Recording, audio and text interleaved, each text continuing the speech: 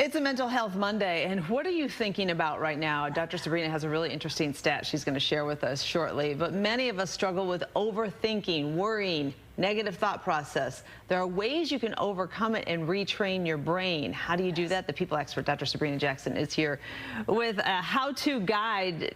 Dr. Sabrina, thank you for being here. Thank you for having me. What is it about this negative thinking? How often are we doing it, and why do we do it so much? It is so crazy. There was a study done by the National Science Foundation that says that humans have between 12,000 and 60,000 thoughts a day. Of that, most of us have 80% negative thoughts. 80%? That's huge. And when you say negative thoughts, what do those thoughts look like? I'm not going to have a good day. No one likes me. This person doesn't like me. I'm too fat. I don't like my clothes. Just all these negative little points. I don't make enough money. I'm never going to be married. This house is a mess. Yes. I hate my car. My kids are horrible. Weather's too hot. Weather is too hot. But all of those things compounded keeps you in a space of stinking thinking. And so we need to understand that there are things we can do to get our thoughts on a positive side. Okay. The first thing is that we must assess ourselves. We must check ourselves because we'll wreck ourselves. So you have to take the time and step back and say, what am I thinking? The way you started the segment, what am I thinking right now? Is that thought positive or negative? And if it's negative, then you can say, aha, I do have it. Now I need to do something about it. Because if you don't realize that's what you're doing, you'll never try and do something different. Then you should challenge the negative thought. Say, okay, like if I say, I don't like my arms. Well, I absolutely need my arms. So can I say something positive about my arms, or always focusing on the fact that I don't like the size of my arms? So one of the things that I did to shift that negative thought is that I give the best hugs. And because I have the arms that I have, I give great hugs. Right. It's shifting that negative thought to a positive one. Right, right. Another thing is to use positive affirmations. Every single day, say something positive to yourself about yourself. Have things that you say that I am beautiful, I am kind, I am funny, I am innovative, I am creative. I like this about my life. I like that about my life. And so when we begin to focus on the positive, that's what will begin to grow. Because what our brain is functional in the way that if we're positive, more positive comes. If we're negative, more negative comes. So I know with couples, sometimes I talk with people and they say, well, I'm single, I want to attract someone, and then they'll say all the things they don't want. They never say the things that they do want. So if you constantly say the things you don't want, you're going to get more of what you don't want. Right.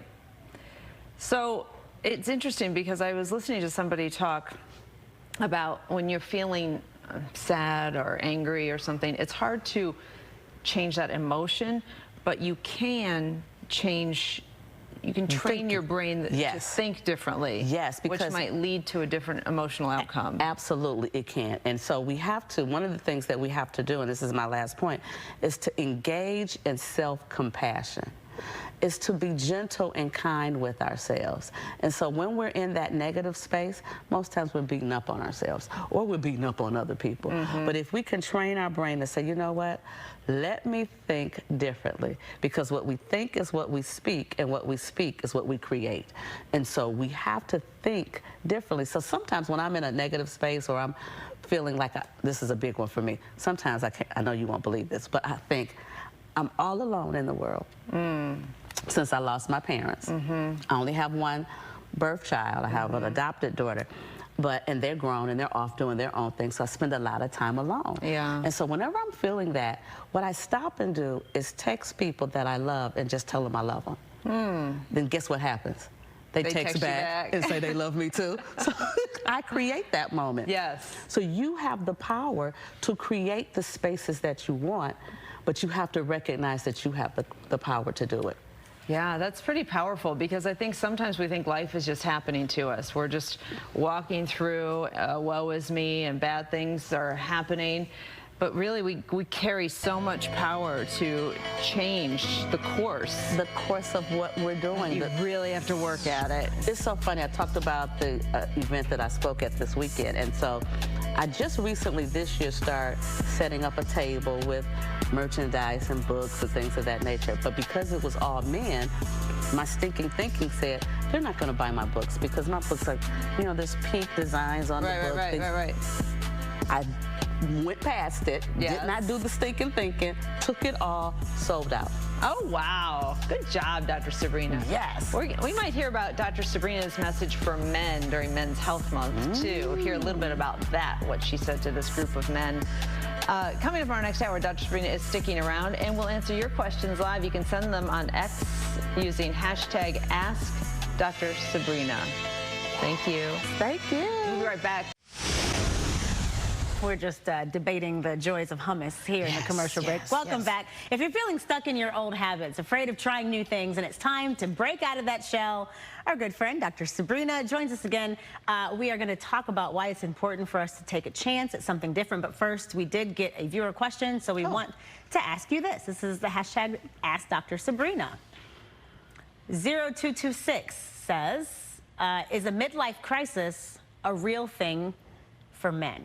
Ooh, that is so good. That is such a good question. And it's a good question because when we say midlife crisis, the thing that makes it challenging is the word crisis. Yeah. I do think that developmentally, as we continue to matriculate through life, there are changes that occur for men and women, especially in our midlife, that can seem like it's a crisis. You may seem like, I said earlier in the first block that sometimes I feel like I'm really alone since I lost both parents. Yeah. That's a midlife thing, and it can kick you into that feeling sad, feeling like you need to try something new, you need to do something different. So I think that it's a real thing for both men and women.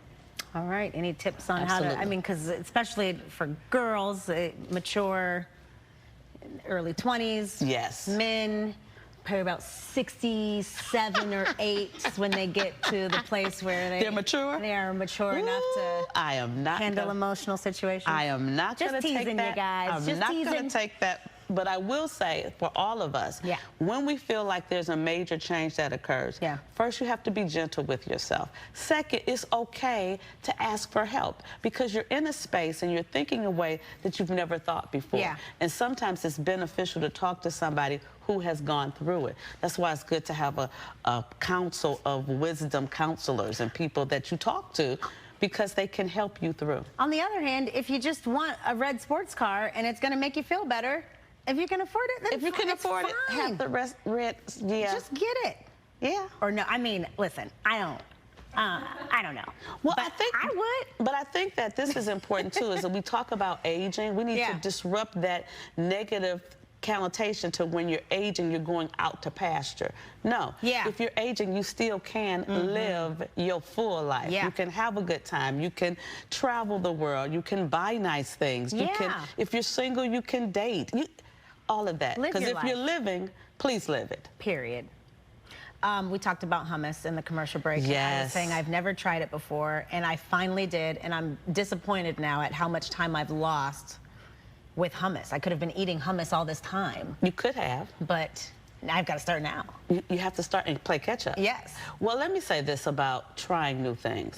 It can absolutely benefit us. It can benefit us in several ways. First, with our mental health. Because once we try something and we move outside of our box of comfort, that gives us this feeling of accomplishment. It gives us this feeling of, oh, okay, I am with it. I'm doing something new. I'm doing something innovative. I'm doing something creative. That helps us to feel good. But then also it can help us with our social connections because I'm sure there were people that have been telling you try hummus. And why is it that it was such a big deal to say no? Most people aren't asking you to do something that's going to actually hurt you or kill you. So if you try something that you don't like, that's the end of it. You take a bite and let it go. You know, and then you're like, no, I don't like that. Why was, I mean, so many people. So many of us get so stuck in our ways. My spiritual mother used to say to me, don't dig your heels in, Sabrina. Don't dig your heels in. Just keep walking. Keep walking through life. Keep walking through life. Try the hummus. Try the hummus. Try the hummus. Try something new. Some people have never ridden a bike. Try. Just get on the bike. Just get on the bike. Dropping real gems. Thank you, Dr. Sabrina. Yes. Quickly, you have an event coming up on Thursday? Yes, Thursday I will be Transformational Talk Thursday. It's going to be every Thursday over at the Disabilities Network right in Detroit, and people can come out. It's free. If you call the number on the screen, they actually have transportation, so it's going to be fun. We're going to just talk about whatever people want to talk about. Doing the Lord's work. Where do you find the time? Every Thursday? Every Thursday. That's good. From 11:30 to 12. Can we find you? You can find me on my website, sabrinajackson.com, or on Instagram, thepeopleexpert_. Quick break. We'll be right back.